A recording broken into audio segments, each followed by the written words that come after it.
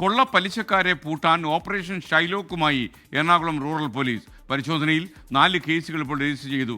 അനധികൃതമായി സൂക്ഷിച്ചിരുന്ന പണവും മുദ്രപത്രങ്ങളും സ്വർണവും പിടികൂടി 4 പേരെ കസ്റ്റഡിയിലെടുത്തു. വിഷ്ണു സുരേഷ് കൊച്ചിയിൽ നിന്നും ടെലിഫോണിൽ. വിഷ്ണു, വിശദാംശങ്ങൾ.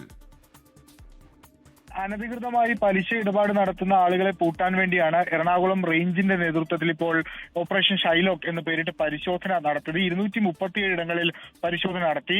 എറണാകുളം റൂറലിലും ഇടുക്കി, ആലപ്പുഴ, കോട്ടയം ജില്ലകളിലുമായിരുന്നു പരിശോധന. ഈ പരിശോധനയിൽ ഏകദേശം 39 ലക്ഷം രൂപയോളം പിടിച്ചെടുക്കാനായിട്ടുണ്ട്. സ്വർണ്ണാഭരണങ്ങൾ, അനധികൃതമായി സൂക്ഷിച്ച സ്വർണ്ണാഭരണങ്ങൾ, 62ഓളം വരുന്ന മുദ്രപത്രങ്ങൾ, 27ഓളം വാഹനങ്ങളൊക്കെ പിടിച്ചെടുത്തിട്ടുണ്ട്. 4 പേരെയും കസ്റ്റഡിയിലെടുക്കുകയും ചെയ്തു. ഈ അനധികൃത പണമിടപാടുകാരുടെ ഭീഷണി വർദ്ധിച്ചു വരുന്നതുമായി ബന്ധപ്പെട്ടുള്ള പരാതികൾ ശക്തമായിരുന്നു. ഈ പശ്ചാത്തലത്തിലാണ് ഓപ്പറേഷൻ ഷൈലോക്ക് എന്ന പേരിൽ ഈ പലിശക്കാരെ പൂട്ടാൻ വേണ്ടി എറണാകുളം റേഞ്ച് DIG സതീഷ് ബിനോയുടെ നേതൃത്വത്തിലുള്ള സംഘം ഇത്തരത്തിലുള്ള പരിശോധന നടത്തിയത്. അതിന്റെ ആദ്യഘട്ടമാണിത്.